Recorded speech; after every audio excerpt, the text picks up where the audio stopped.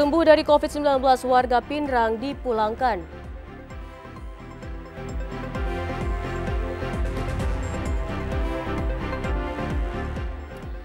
Tangis histeris sambut jenazah Serda Rusdi di Pangkep.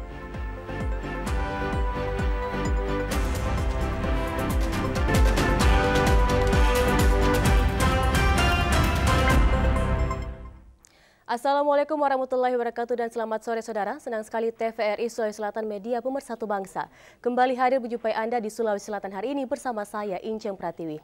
Berbagai informasi menarik dan aktual akan kami hadirkan, dan untuk informasi pertama kami hadirkan dalam segmen berita utama.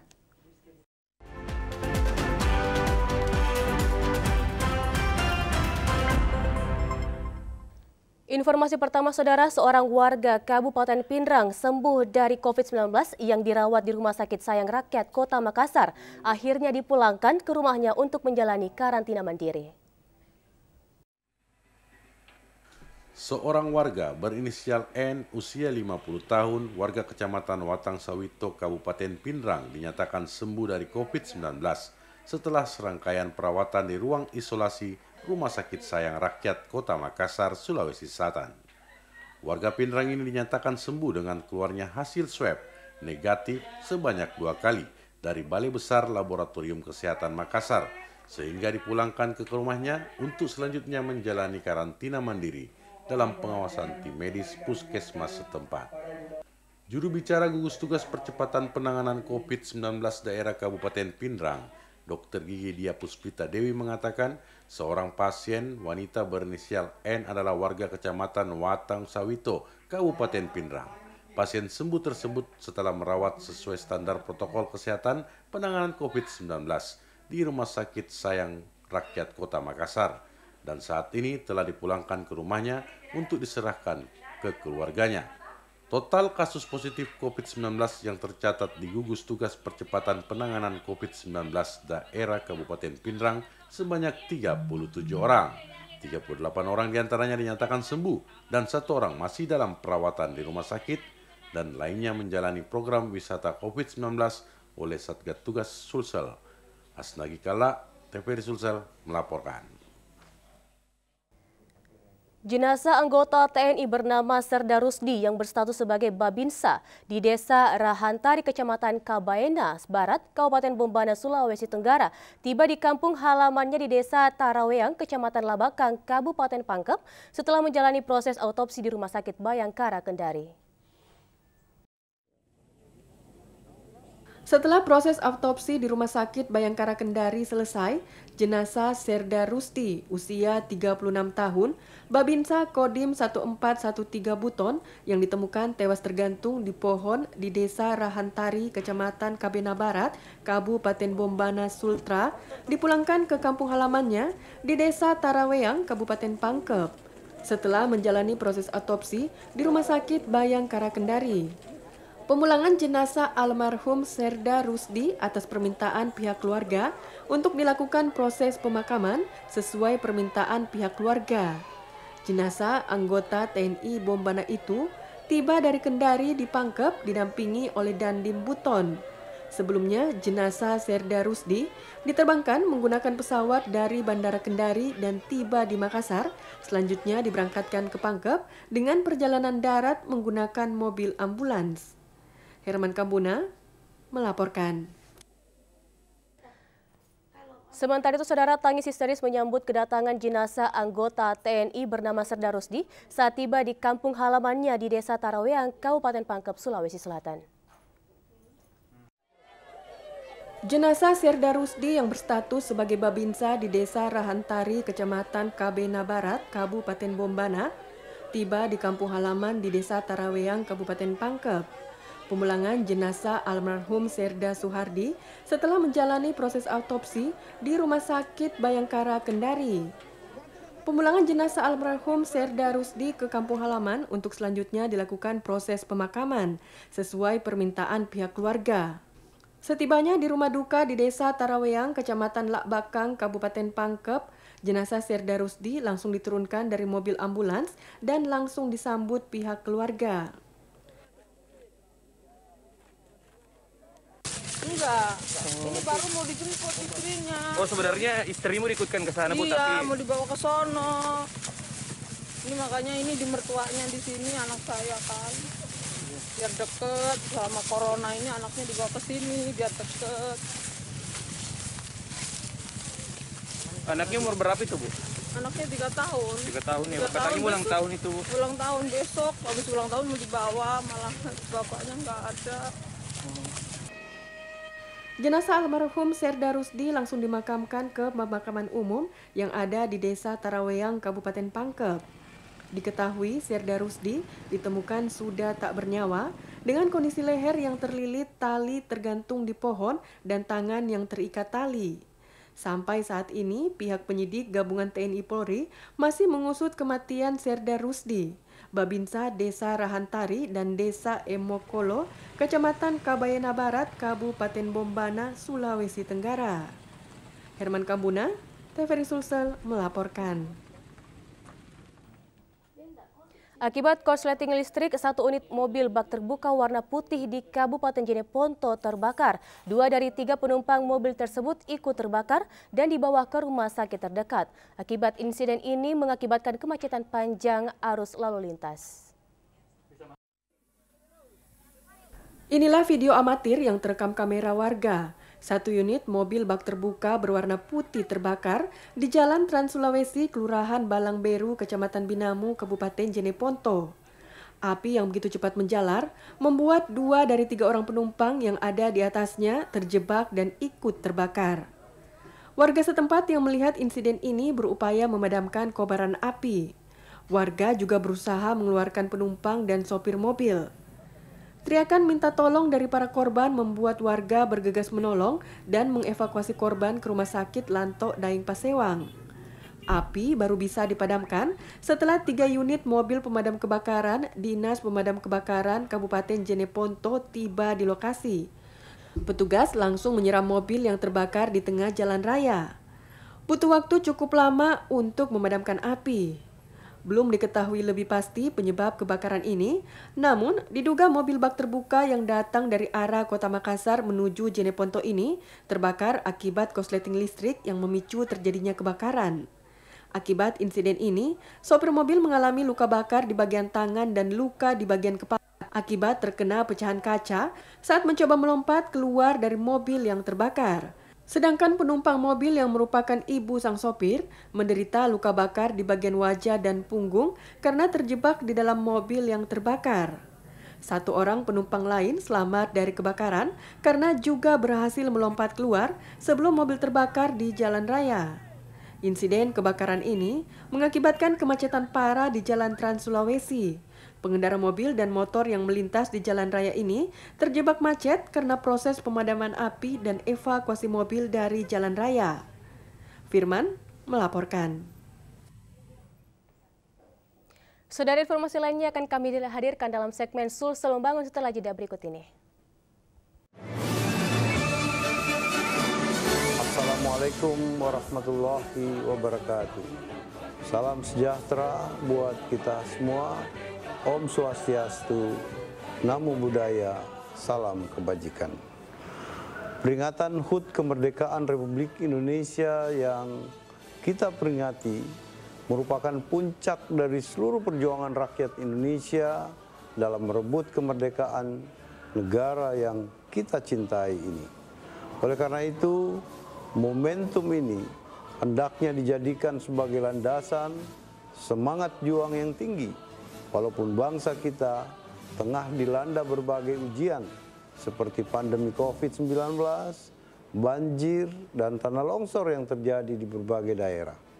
Namun, hal tersebut bukan menjadi halangan buat kita semua agar dapat berbuat lebih banyak guna mengisi kemerdekaan bangsa Indonesia. Sehingga cita-cita luhur para pahlawan dapat tercapai. Sehingga setiap elemen masyarakat dapat merasakan arti kemerdekaan yang sesungguhnya sesuai dengan pengamalan sila keadilan sosial bagi seluruh rakyat Indonesia.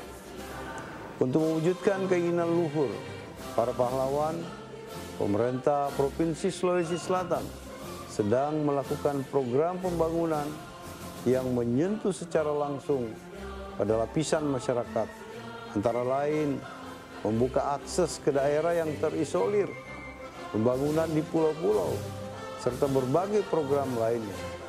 Namun apa yang kita laksanakan masih memerlukan pembenahan. Untuk itu, kami mengharapkan dukungan dan doa segenap lapisan masyarakat Sulawesi Selatan.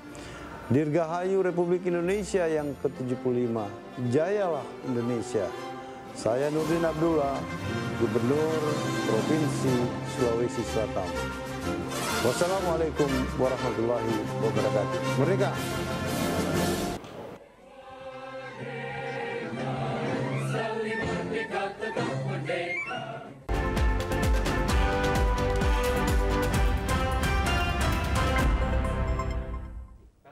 Terima kasih Anda masih bersama kami, Saudara, dan informasi lainnya terkait COVID menjadi sentimen negatif terhadap perekonomian di seluruh dunia, termasuk di Indonesia, terkhusus juga di Sulawesi Selatan. Dan bagaimanakah upaya pengusaha dalam memulihkan ekonomi?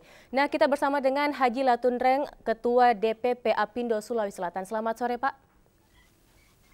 Selamat sore, Assalamualaikum warahmatullahi wabarakatuh. Ya, salam sejahtera untuk kita semua, para pemirsa, ya, baik di seluruh tanah air, ya, khususnya di Sulawesi Selatan. Terima kasih atas undangannya. Baik Pak, Pak Haji Latunreng, bagaimana upaya pemerintah dan pengusaha mengatasi krisis ekonomi Indonesia yang defisit sekarang ini minus 5,32%? Ya, baik, makasih. Saya kira selama ini tentu pemerintah sangat berupaya. Kita tahu di awal tahun ini kita dikena musibah virus corona.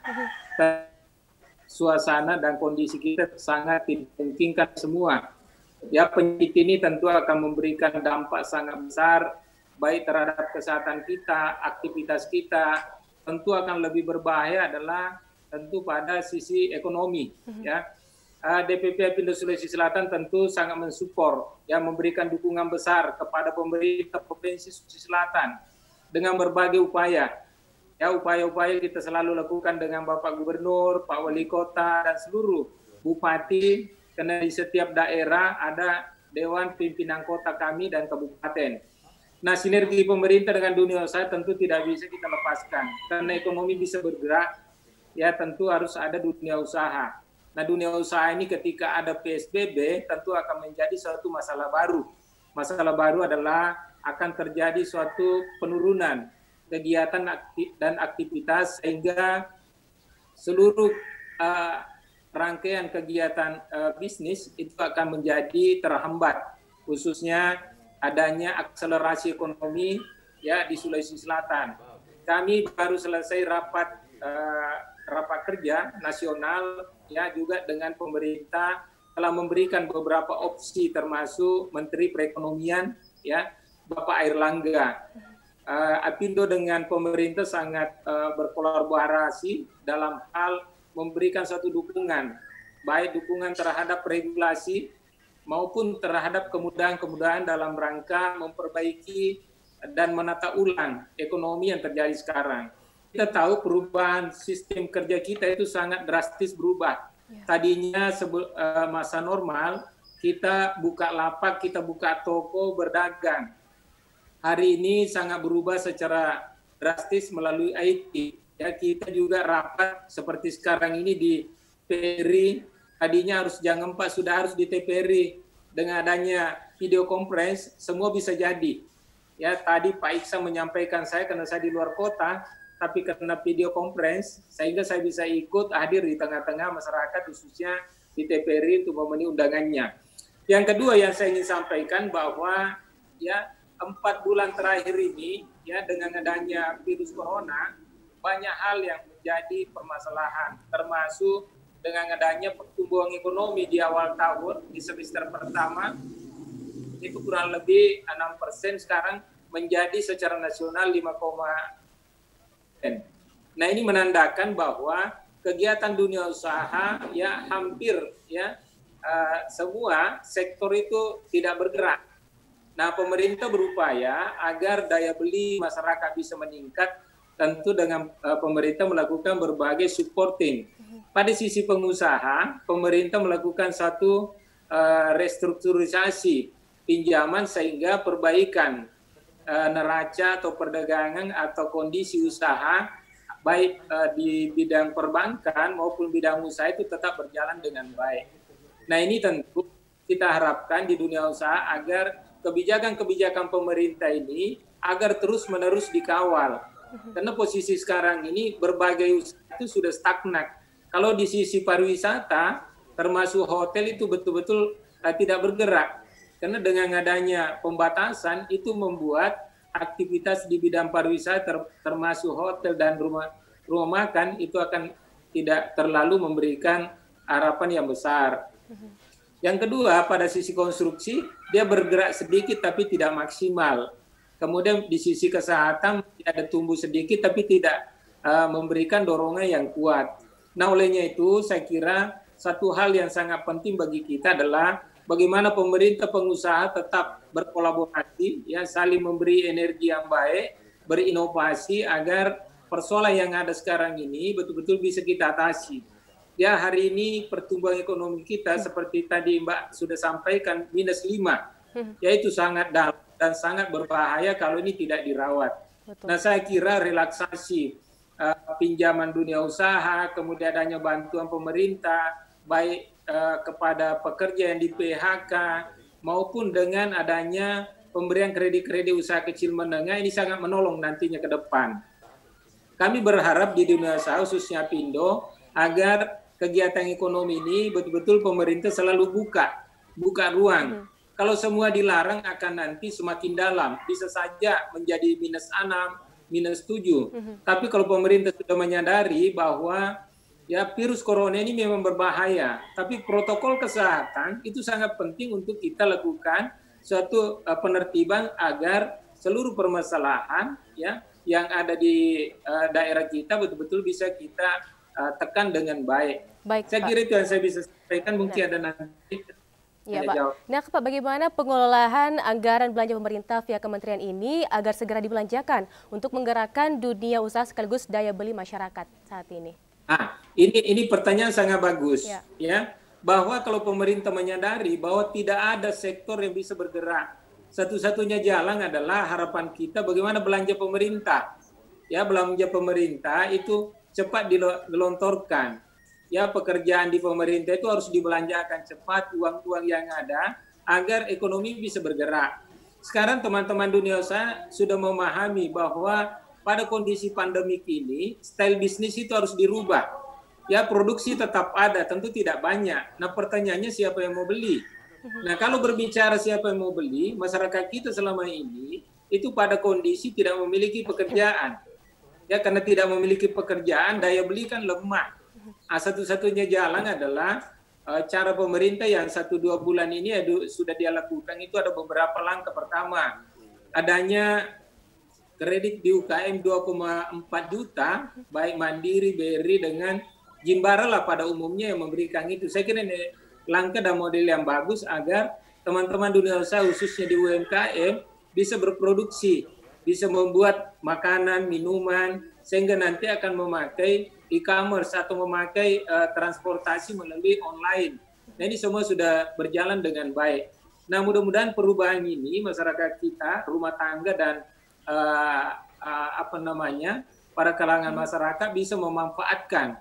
Karena sekarang untuk misalnya ke mall itu masih sangat dibatasi karena juga akan berbahaya ketika ini terus-menerus akan ditingkatkan.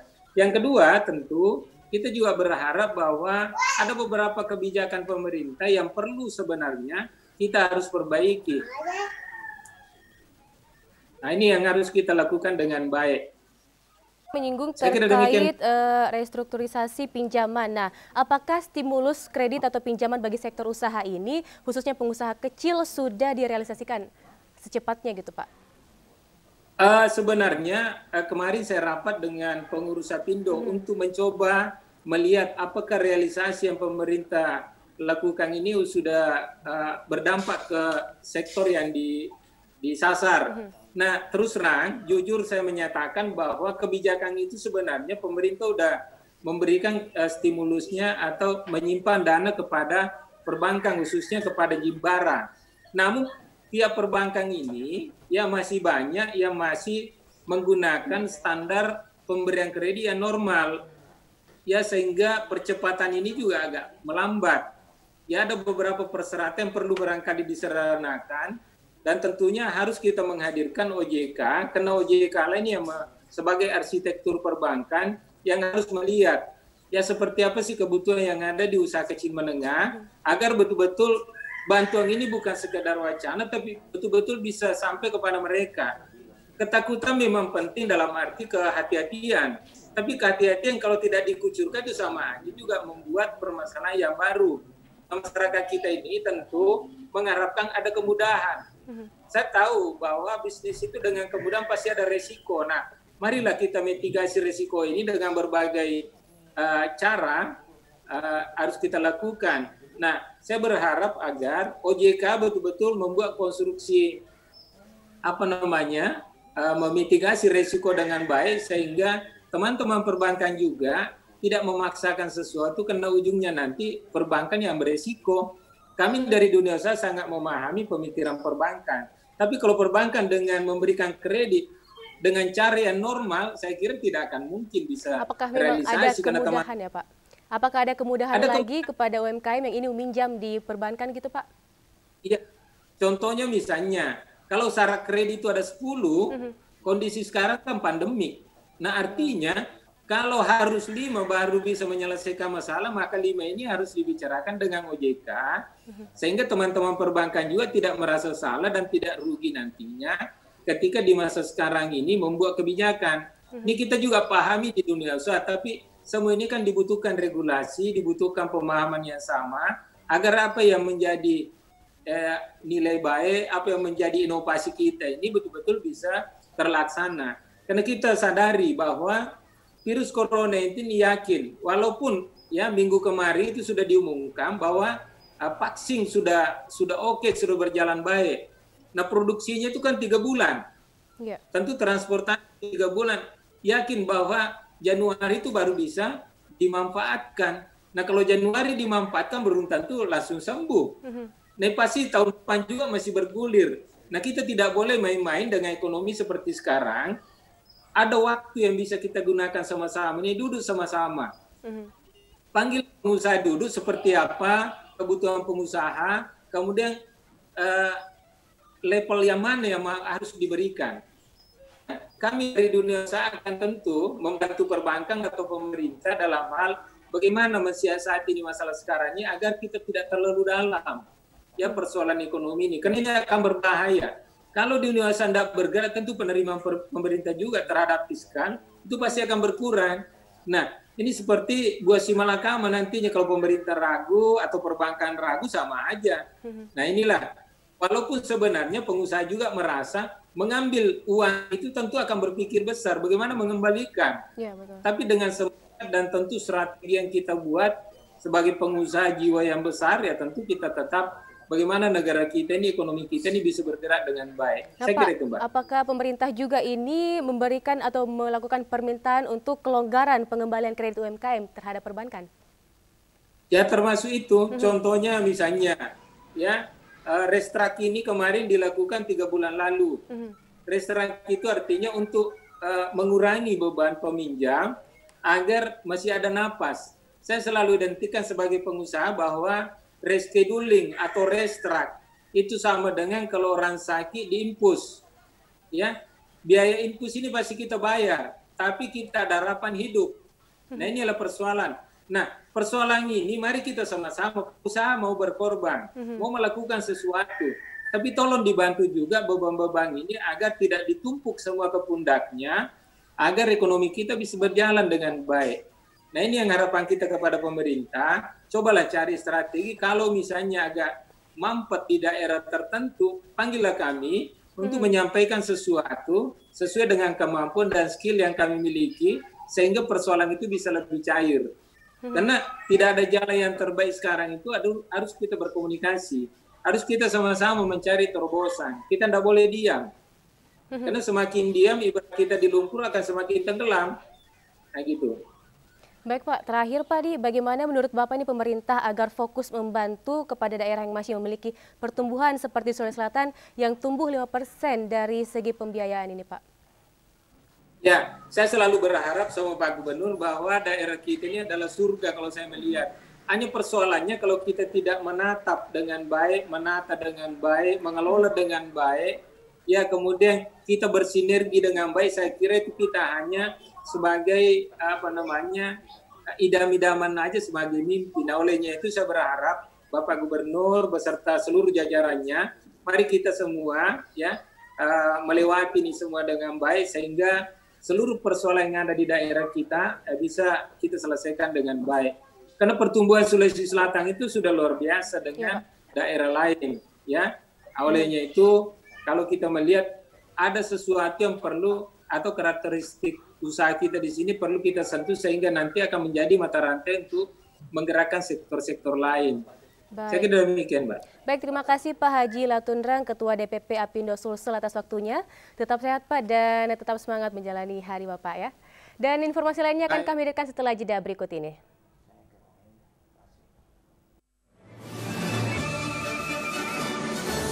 Assalamualaikum warahmatullahi wabarakatuh.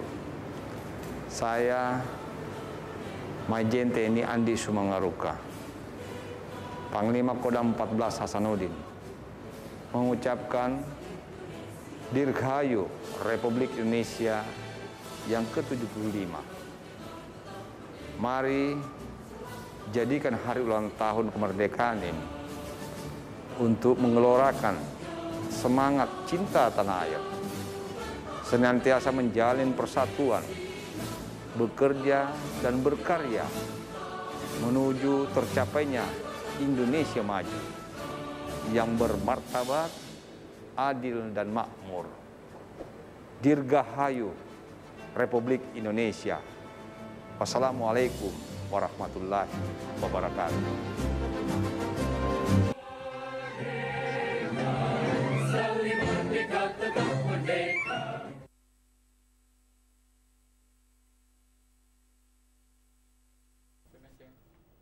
Terima kasih Anda masih bersama kami saudara, dan informasi lainnya terkait buku berjudul Meretas Jalan Menjadi Guru Inspirasi di launching, di mana buku ini merupakan karangan mantan PLT Kepala Dinas Pendidikan Sulawesi Selatan Muhammad Basri. Tulisan yang terangkum dalam buku ini terinspirasi dari dinamika pendidikan di Sulawesi Selatan, salah satunya di tengah pandemi COVID-19 yang melanda hampir seluruh negara di dunia. Menurut Basri, dirinya mengakses internet dan lihat masalah pandemi ini bagaimana guru melakukan inovasi. Bagaimana menciptakan guru yang harus melakukan pembelajaran adaptif dan menyenangkan. Tagline pembelajaran adaptif dan menyenangkan perlu diterapkan di tengah pandemi saat ini. Lantaran situasi dapat berubah-ubah dan bersifat dinamis, kita tidak tahu bahwa kita akan berhadapan dengan situasi pandemik dan mau tidak mau harus siap. Guru tidak boleh mengatakan tidak mau mengajar karena corona, atau guru mengatakan tidak paham IT karena situasi ini sifatnya berubah-ubah. Kabid Pembinaan Pendidikan Khusus Layanan Khusus Bahasa dan Sastra di Disdik Sulsel ini lebih lanjut mengatakan, kendati dinamika pendidikan di Sulsel masih carut-marut, tenaga pendidik dan siswa mendapat manfaat dengan adanya wabah COVID-19, seperti tenaga pendidik dan siswa dilatih lebih kreatif, inovatif, dan mengerti akan perkembangan teknologi. Jadi buku ini sengaja kami buat itu dalam rangka menjadi motivasi dan juga menginspirasi guru-guru yang ada di Sulawesi Selatan, khususnya dalam rangka bagaimana pengembangan kompetensinya. Oleh karena itu saya berharap selaku penulis ini bisa menjadi inspirasi baru, bisa menjadi motivasi buat pengambil kebijakan, khususnya kepala-kepala sekolah di sekolah dalam rangka menjalankan manajemen berbasis sekolah. Bedah buku ini dipandu akademisi yang juga Ketua IP Sulsel, Quraisy Mahtar MA, sedangkan penanggap atau pembahas semuanya akademisi, yakni mantan Rektor Universitas Negeri Makassar, Profesor Dr. Aris Munandar, Dr. Muhammad Yunus, dan Dr. Adi Suryadi Cula, yang juga Ketua Dewan Pendidikan Sulsel. Menariknya, launching dan bedah buku ini dibuka oleh Kepala Dinas Pendidikan Sulawesi Selatan, Profesor Dr. Muhammad Jupri, SPSI, MSI, M Psikologi, yang menggantikan Dr. Habasri di Distrik Sulsel. Kadis Pendidikan Sulawesi Selatan yang mewakili Gubernur Sulawesi Selatan memuji Dr. Basri yang mampu membuat langkah-langkah penting untuk pembelajaran daring atau online, terutama untuk SMA dan SMK di tengah pandemi COVID-19. 7 bulan beliau menjabat PLT Kadis Pendidikan dalam situasi pandemi COVID-19 bukanlah waktu yang singkat, bukan pula situasi yang mudah, karena tidak ada panduan metode pembelajaran dalam situasi pandemi ini. Menyikapi apa yang terjadi dengan bangsa saat ini, Saudara, Dewan Pimpinan Wilayah Syarikat Islam Provinsi Sulawesi Selatan menggelar doa dan zikir.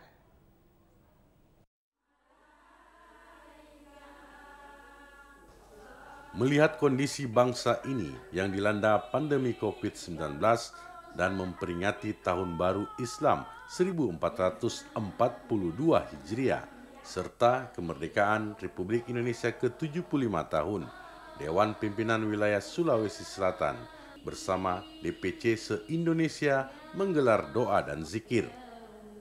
Doa dan zikir ini dilaksanakan secara virtual di Masjid Nurul Taqwa Paropo, Makassar, dengan dihadiri tokoh-tokoh syarikat Islam Sulawesi Selatan. Zikir dan doa ini dipandu langsung Ustadz Kiai Haji Sangkala Salim yang diikuti oleh pengurus syarikat Islam se-Indonesia. Ketua Dewan Pimpinan Wilayah Syarikat Islam, Profesor Dr. Tahir Kasnawi, SU, mengungkapkan kegiatan ini sebagai bentuk kesyukuran kepada Allah SWT, sekaligus untuk mendoakan bangsa ini agar segera terbebas dari pandemi COVID yang melanda negara kita saat ini, di mana tantangan demi tantangan yang melanda bangsa ini terus melanda. Untuk itu, para pengurus syarikat Islam Sulsel harus mampu menghadapi agar terlepas dari tantangan yang dialami bangsa ini. Nah, ini yang menjadi salah satu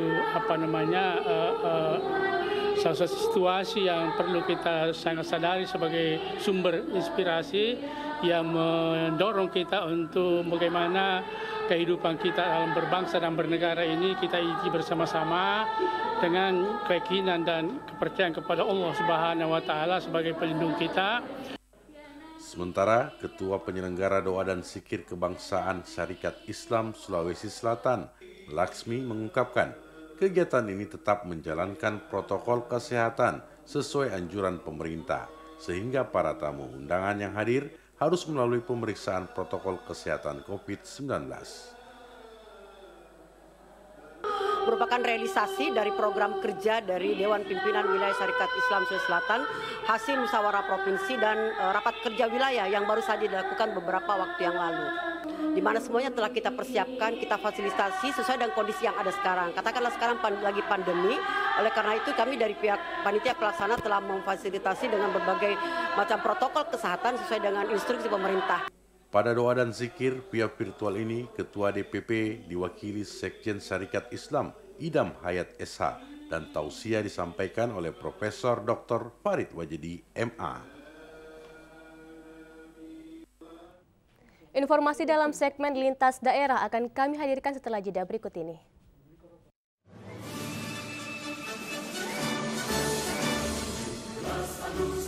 Merdeka adalah komitmen untuk menciptakan perubahan.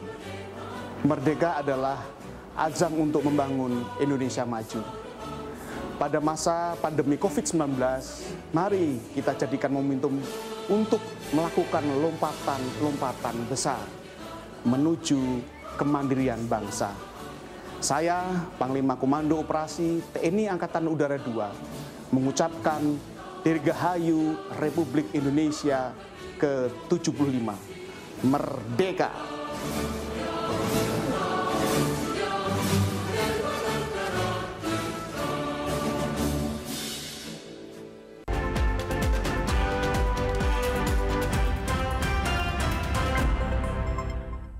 Saudara, terus bertambahnya pedagang pasar tradisional tertular COVID-19 membuat gugus percepatan penanganan COVID-19 daerah Sidrap dan Pindrang menggelar penertiban kepada pedagang pasar.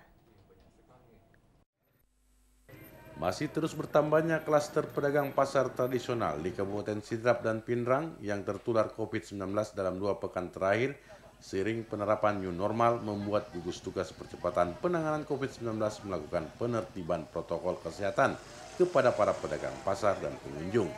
Juru bicara gugus tugas percepatan penanganan COVID-19 daerah Kabupaten Sidrap, Ishak Henry mengatakan, petugas gugus tugas tingkat kabupaten dan kecamatan mendatangi satu persatu pedagang, termasuk pengunjungan pasar yang masuk berbelanja dengan menggunakan pengeras suara.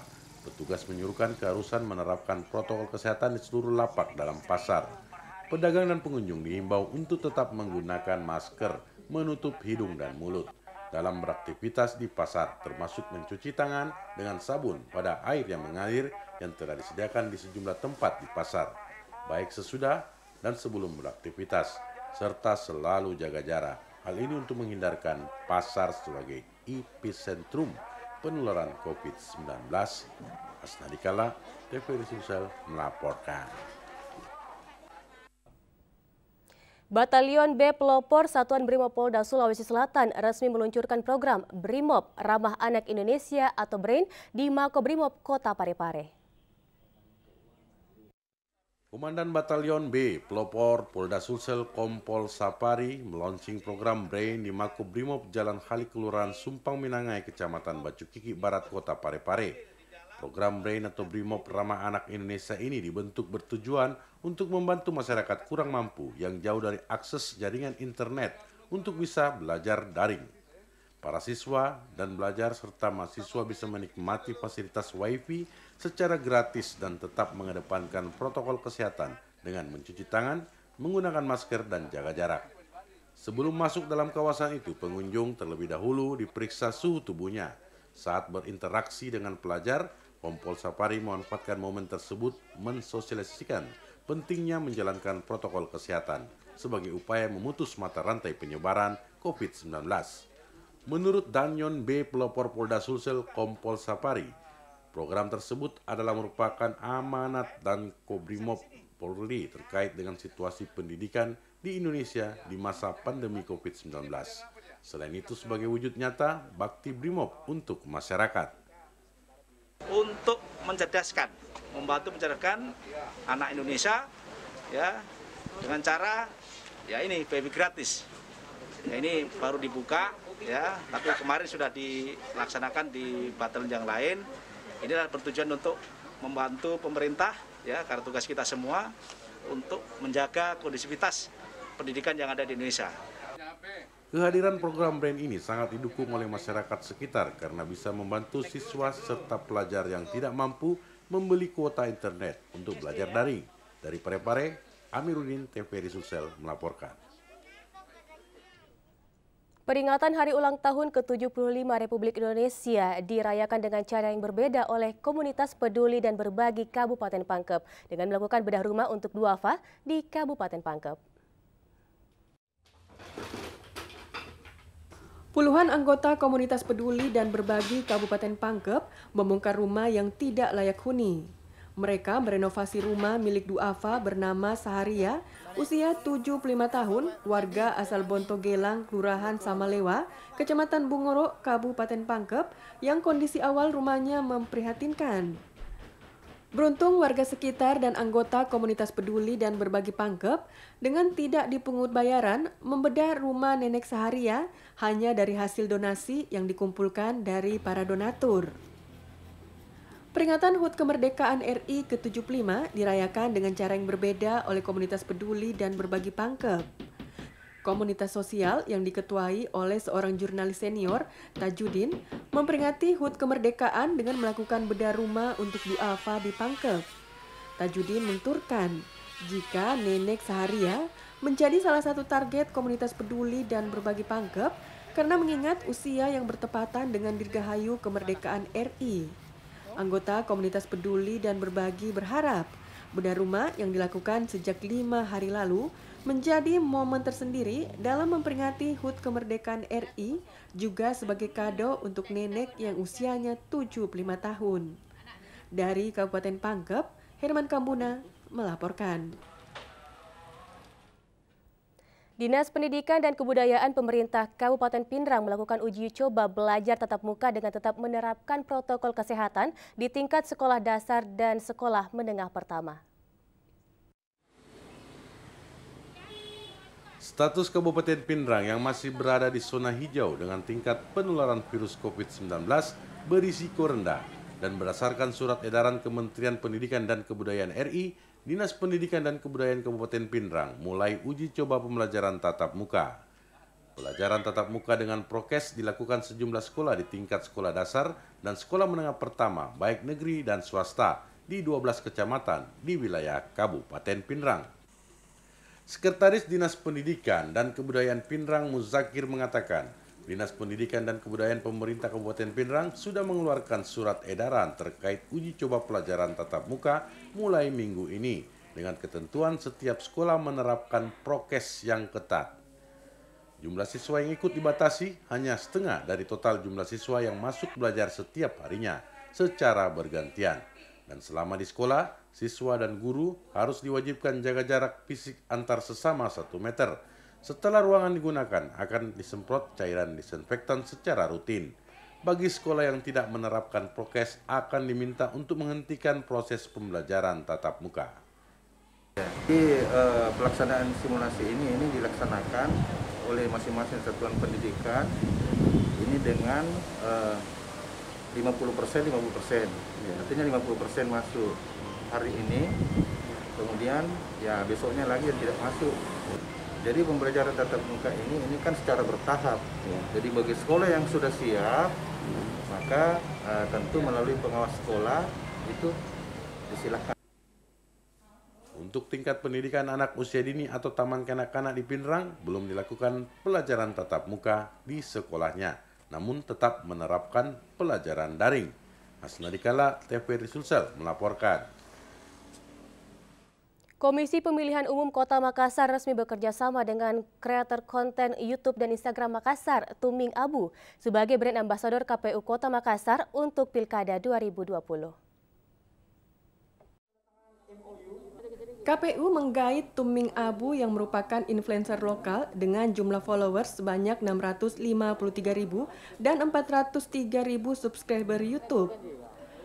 Influencer muda ini dipilih untuk menarik minat pemilih pemula dalam pemilihan wali kota dan wakil wali kota Makassar pada Desember 2020 mendatang.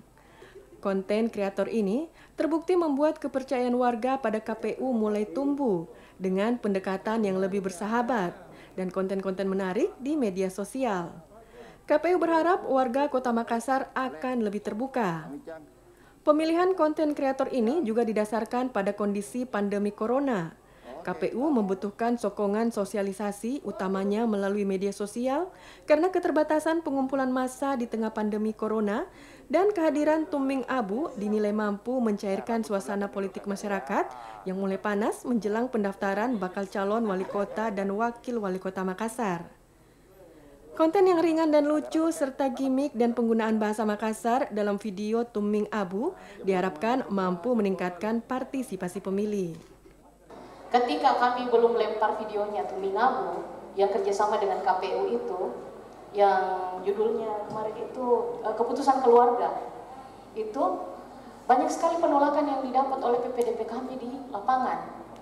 Tapi ketika ini menjadi video yang ditampilkan oleh influencer di lamannya Tuming Abu, khususnya di Instagramnya, masyarakat tiba-tiba membuka pintu dan justru ketawa karena membayangkan Abu yang datang dengan kalimatnya waktu itu misalnya. Kenapa kami belajar sharing dengan KPU? Karena mungkin sesuai dengan tagline-nya, ini pesta kita semua. Ternyata ya, alhamdulillah Tuming Abu diterima dengan baik juga dan KPU, dan insya Allah kita sama-sama bekerja keras untuk menyukseskan pemilihan wali kota 9 Desember 2020. Rencananya, keduanya akan membantu KPU Makassar dalam membuat konten-konten pendidikan politik, utamanya dalam hal memberikan informasi pada pemilih terkait tahapan dan proses pilkada. Mustamin Mustari melaporkan. Saudara, informasi lainnya kami hadirkan dalam segmen olahraga.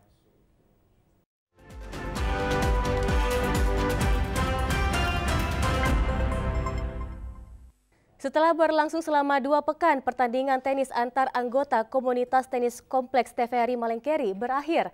Pasangan Mustari Syamsul berhasil unggul dan menempati juara pertama. Final pertandingan tenis antar anggota komunitas tenis kompleks Malengkeri mempertemukan pasangan Bobby Mustari dan Darwis dari kelompok A melawan pasangan Mustari dan Samsul dari kelompok B. Pertandingan yang dipimpin Fendi berjalan cukup alot. Di set awal, pasangan Bobby Mustari dan Darwis cukup dominan dengan angka 3-0. Drive keras dari Bobby Mustamin dan bola loop dari Darwis menjadi kekuatan pasangan ini hingga lebih dahulu mencapai angka 7-4. Namun, perlahan dan pasti, pasangan Mustari dan Samsul mampu bangkit dari tekanan dengan melayani rally panjang dan sesekali drop shot dari Mustari hingga mampu menyamakan kedudukan menjadi 7-sama. Stamina yang mulai terkuras menjadi keunggulan Mustari Samsul. Akhirnya mampu membalikkan keadaan dan memenangkan pertandingan dengan skor 8-7. Ketua Komunitas Tenis Kompleks TVRI, Geisbertus mengatakan, pertandingan internal tenis di Kompleks TVRI Malengkeri dalam rangka ulang tahun TVRI ke-58 sekaligus juga merayakan ulang tahun Proklamasi Indonesia ke-75. Jalinan silaturahim dan penguatan imun anggota menjadi target penting untuk lebih sehat dalam berbagai aktivitas. Penyerahan hadiah bagi pemenang pertandingan tenis langsung diserahkan Ketua Komunitas Tenis Kompleks TVRI Malengkeri. Juara 1 pasangan Mustari Bella dengan Samsul. Sementara untuk juara 2 pasangan Bobby Mustamin dan Prof Darwis, dan untuk juara ketiga diraih bersama oleh pasangan Wahyudin Abu Bakar dengan Kiki dan Geisbertus berpasangan Toya. Wahyudin Mustamin melaporkan. Saudara, informasi lainnya kami rangkum dalam segmen Rona setelah jeda berikut ini.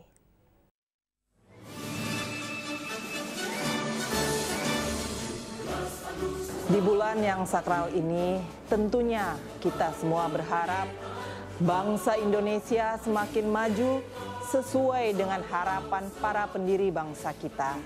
Maju dalam pendidikan, maju dalam perekonomian, maju dalam segala hal sesuai dengan tema kemerdekaan kita tahun ini, yaitu Indonesia Maju.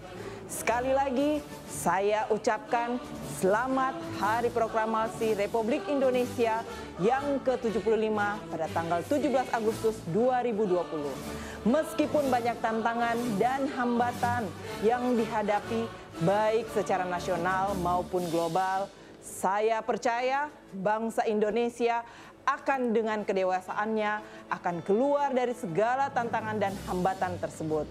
Dirgahayu RI-ku, salam merdeka, sekian dan terima kasih. Billahi taufiq wal hidayah. Wassalamualaikum warahmatullahi wabarakatuh.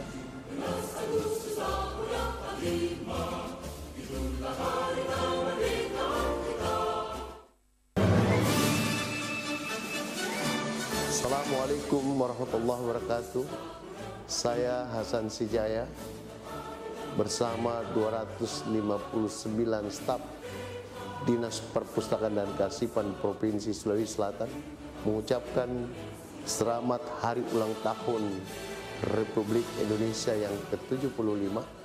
Semoga Hari Proklamasi ini akan lebih menyemangati kinerja pustakawan dan kinerja arsiparis pada Dinas Perpustakaan dan Kearsipan Provinsi Sulawesi Selatan. Dirgahayu Republik Indonesia yang ke-75, merdeka!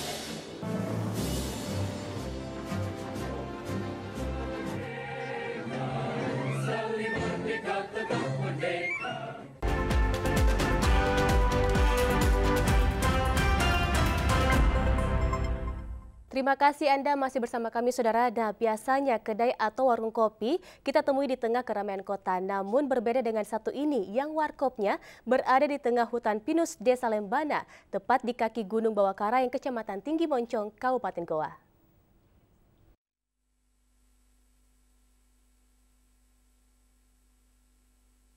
Beginilah suasana hutan pinus Lembana yang berada di kaki Gunung Bawakaraeng, Kecamatan Tinggi Moncong, Kabupaten Goa.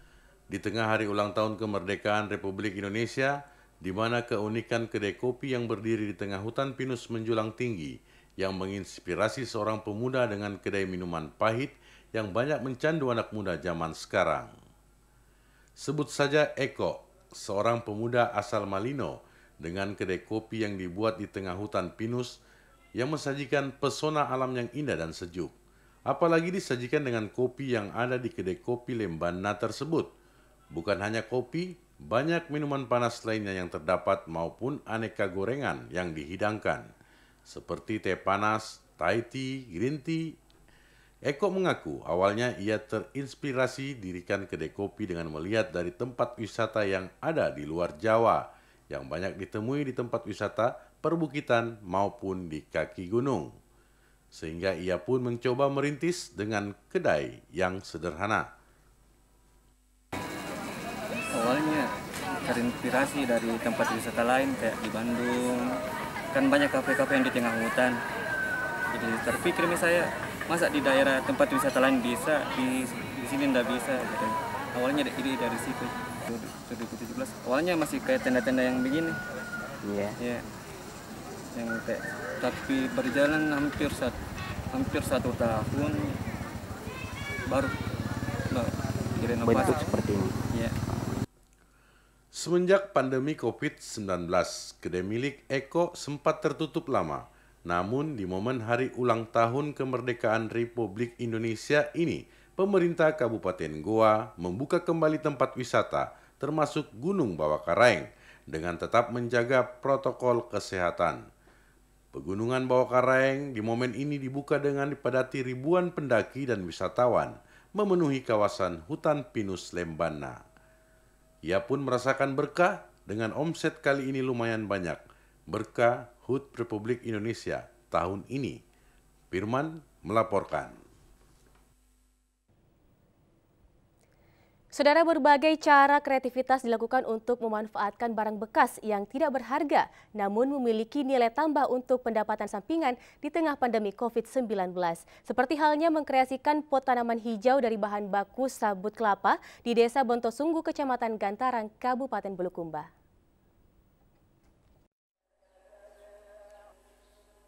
Ada hal menarik yang dilakukan salah seorang warga di Kabupaten Bulukumba. Ia membuka usaha kecil dan memberdayakan masyarakat sebagai pendapatan sampingan di tengah pandemi COVID-19. Usaha ini melibatkan kelompok tani, khususnya kaum wanita yang saat ini tengah sibuk mendaur ulang sabut kelapa untuk dikreasikan menjadi pot bunga berbagai bentuk yang dirangkai sedemikian rupa dengan menggunakan kawat ram kecil yang tahan air. Meskipun cara pembuatannya butuh kesabaran, namun ia mampu menyelesaikan satu pot hanya dalam waktu 20 menit saja. Bahkan biasa menyelesaikan 20 sampai 30 perharinya, tergantung model dari pot tersebut. Erwin yang merupakan pemilik usaha mengatakan, munculnya ide kreativitas ini karena di Kabupaten Bulukumba sendiri merupakan salah satu sentra perkebunan kelapa terbesar di daerah selatan selain Kepulauan Selayar. Karena itu, dirinya mencoba memanfaatkan serat sabut kelapa untuk dikreasikan menjadi pot bunga. Masyarakat sini cuma bertani. Nah, sementara produksi pertanian sekarang saat ini di tengah musim kemarau agak kesulitan. Sehingga banyak masyarakat cuma tinggal di rumah. Sehingga kami manfaatkan bahwa ini harus diberdayakan. Selain karena memang lah itu kesulitan ekonomi. Kami buat produk berdasarkan pesanan yang ada. Dan permintaan alhamdulillah terus mengalir meskipun dalam jumlah terbatas. Market sekarang sih masih dominasi warga Bulukumba pencinta tanaman bunga, khususnya anggrek rata-rata sih. Meskipun produksi pot bunga saat ini masih terbatas, namun pemesanan dari luar terus mengalir, khususnya bagi para pecinta bunga di Bulukumba. Harganya dibanderol mulai dari harga Rp15 sampai Rp20.000 per biji. Mustari Pardi melaporkan. Seorang ibu rumah tangga di Kota Parepare berinisiatif membuat tempat baca dengan memanfaatkan teras rumah menjadi sebuah perpustakaan mini yang berisi sejumlah buku-buku bacaan ilmu pengetahuan umum dan anak-anak. Inilah perpustakaan mini milik Fajriani yang terletak di sebuah kompleks perumahan Lompowe Mas, Kelurahan Galung, Maloang, Kecamatan Bacukiki, Kota Parepare. Ia memanfaatkan halaman rumah depannya menjadi sebuah perpustakaan mini yang diberi nama Teras Baca. Meski masih terbilang baru, namun antusias anak-anak di sekitar kompleks perumahan untuk membaca sangat tinggi. Pengunjung yang ingin membaca di tempat ini diwajibkan mematuhi protokol kesehatan, yakni menggunakan masker dan mencuci tangan. Selain buku-buku bacaan, di tempat ini juga disediakan jaringan internet atau wifi yang bisa diakses secara gratis untuk kepentingan belajar secara daring di masa pandemi COVID-19.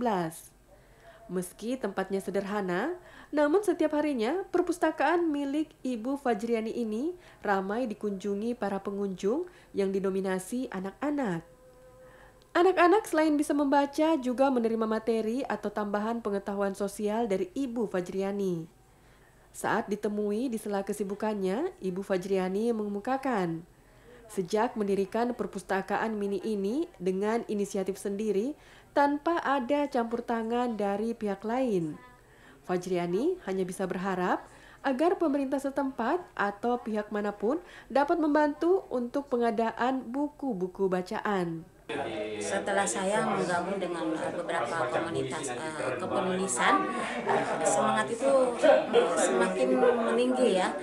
Nah, saya lalu memanfaatkan teras ini yang sebenarnya jujur ya sudah menjadi tempat pembuangan barang-barang bekas saya ya. Tapi alhamdulillah karena dukungan banyak mengalir sehingga pelan-pelan kami bisa bernapas lega karena kami sudah bisa menambah lemari pelan-pelan, kemudian kami membangun jaringan di luar. Keseharian Fajriani adalah seorang ibu rumah tangga yang mampu menginspirasi anak-anak. Selain itu, ia juga seorang penulis puisi yang baru ia terbitkan. Dari Parepare, Amiruddin melaporkan. Dan informasi tadi sekaligus menutup perjumpaan kita pada hari ini. Akhir kata saya Encing Pratiwi, mewakili kerabat kerja yang bertugas pada hari ini mengucapkan terima kasih atas perhatian Anda. Selamat petang dan sampai jumpa.